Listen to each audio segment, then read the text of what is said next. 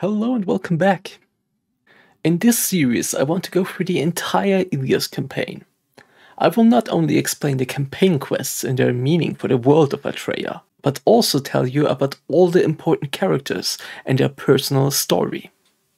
We will also include special places of interest that you always wondered about. And lastly, I will explain all the dungeons, their backstory, the reason we go and kill everything there, and how we follow up on our tasks after the dungeon. So lean back, relax, and let's start.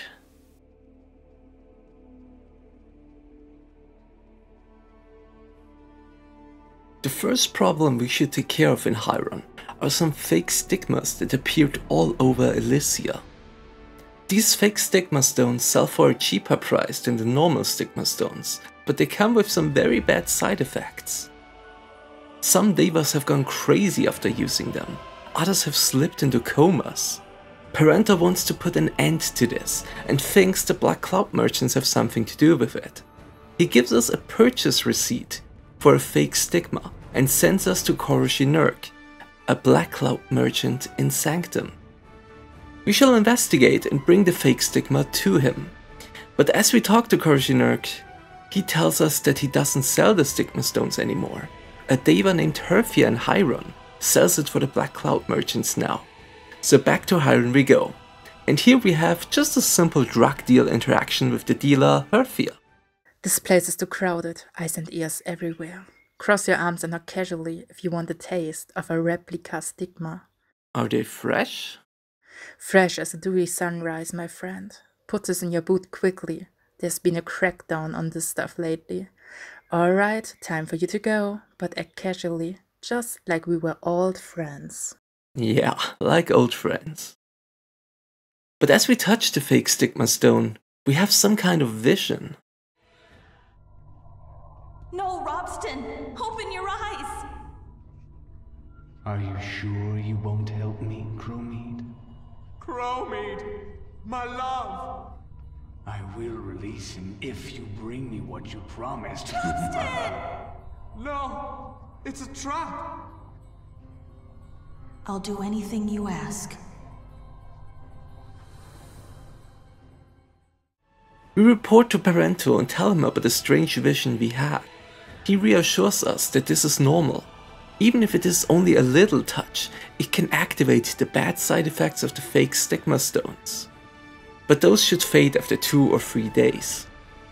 I mean, it would have been nice if he had warned us before we touched it, instead of only now, but it's fine, I guess. We are sent home to rest up, and then the next day Perento has more to tell us. The strange dreams are passing around the Heiron gate like a plague. Even Perento himself had a nightmare after he touched the fake stigma yesterday. He heard a lot of voices and screaming, but couldn't see any faces. However, one thing he does remember is the name Kromede. He knows about Kromede in the Fire Temple of Asmodee, but he doesn't really know how this is connected. So he sends us to Raninia, a Daeva of dream reading. Maybe she can interpret the dreams and can tell us the connection of the fake stigma and Kromede. Raninia already waited for us, and as we hand her the fake stigma, she concentrates and tries to see the dream, or better said, the nightmare as well. And she succeeds. She saw the same nightmare as we did. It was strange though. She couldn't understand what was being said, even though they were Asmodeans. So the nightmare must speak directly into the dreamer's soul. The stigma has so much it wants to say, but it seems to be either too scared or too shy to do so. So Raninia has the idea to send us into this dream, to live through it and see what it has to tell us. Basically like a lucid dream. So we prepare ourselves, concentrate on the fake stigma, and as we open our eyes, we have another vision. Kromede, take a look at this. Maga's potion. It's in the temple vault. The Temple Vault? That's the holy ground of Seal Spear Legion. You're out of your mind. How can you even consider such a plan? You know there's no other way. Robston must be saved. No? Do this, and I'll guarantee your safety. And perhaps Robston's.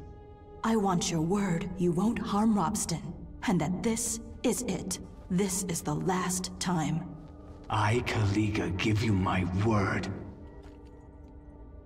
I will ask no more of you after this.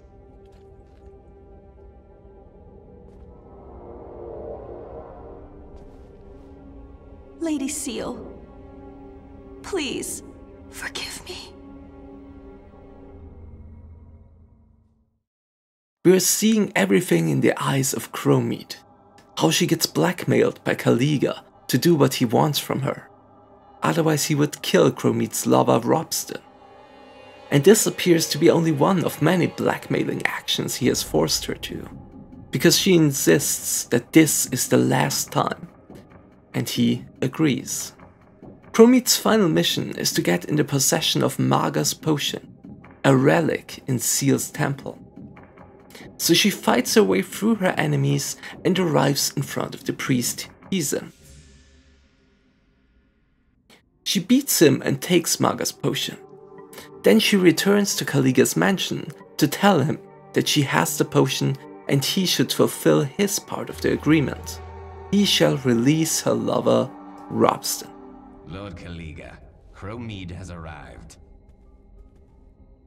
Show me what you've brought. First, let me see Robston. Don't worry. I'll let you see him right away.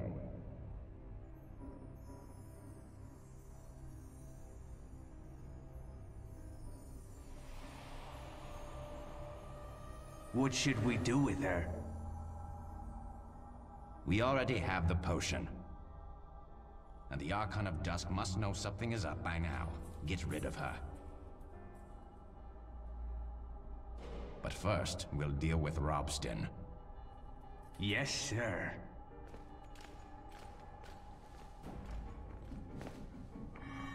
How dare you deceive me! Rotan! After being deviously attacked like that, and then thrown in jail, Kromede is angry that Kaliga didn't uphold his part of the deal. So she uses the power of another relic to summon Rotan and break free from the jail. She fights her way through the guards and arrives in a room where a guard is standing over the body of the unconscious or maybe even dead Robston. She kills the guard and then looks after Robston. He was dead, and not only that, he has been brutally tortured to a point where he almost wasn't recognizable anymore. Kromede has been taken over by such an intense rage. She wanted revenge and answers. Why would Kaliga do that, even after she did uphold her part of the deal?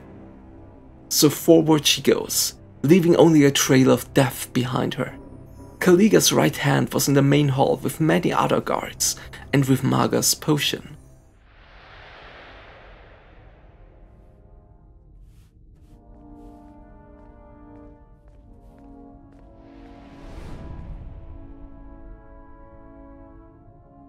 Where is Lord Kaliga? The Lord is in the vault.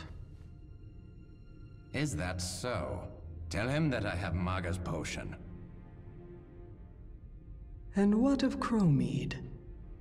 Tell the Lord Robston and Kromede have both been dealt with. Understood.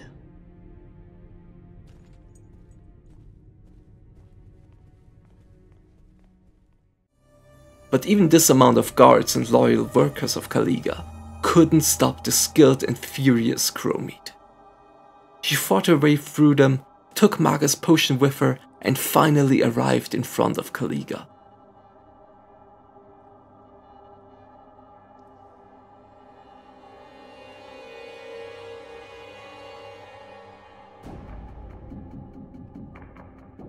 A battle ensued, and as she overpowered Kaliga, she asked him again why he has done all of that. She simply doesn't understand. And his answer is...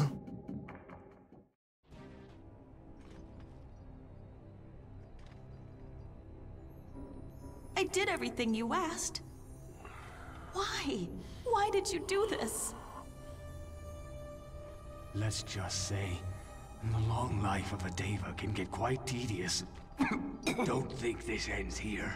The world will remember you as a corrupt judge, not me.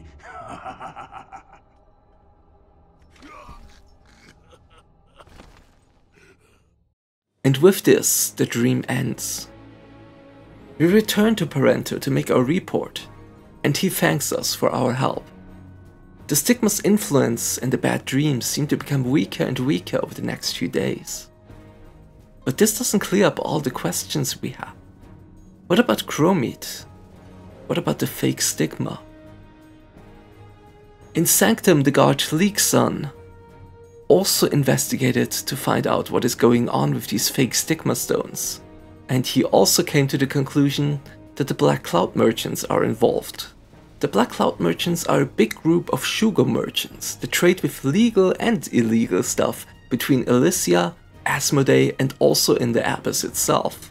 So to get more information, we talked to one of those Black Cloud merchants. While he denied it at first, he quickly gave us more information after we threatened him with a bit of violence. He sends us to another sugar in the Leferis Bastion. He should be able to tell us more. If we would be able to find him someday. Because this Shugo is only there at certain days and only during a specific time. Anyway, we talk to him, threaten him as well, and then he finally spits out what he knows. The fake Stigma stones come from the Abyss, more precisely from a hidden island that the Black Cloud merchants occupy. They call it the Black Cloud Island. After a long journey to find the island, we arrive and talk to another Shugo. Again, we have to threaten the Shugo before he tells us anything, but he actually does give us very valuable information this time. They import fake Stigma stones from Asmodee, and these fake Stigma stones are made by the Leferist revolutionaries in Morheim. So once again, the Leferists are involved. We return to the guard Elyos and report our findings to him. He informs us that this is a very difficult situation. The Elyos cannot exile the Black Cloud merchants, because they supply us with various goods from Asmodee, including the very useful tripede seeds. So instead of grappling the problem at the merchants, we should take care of the problem at the source, the Leferists in Asmodee. Our mission is to go through a rift in Eldnen to Morheim and find the Leferist citadel. Then we have to find out where they produce and store the fake Stigma stones and destroy them. A tough mission, but after our success we make our way back to Elysea and report to the guard Elyos. But this doesn't solve the problem completely. It does slow down the distribution of the fake Stigma stones.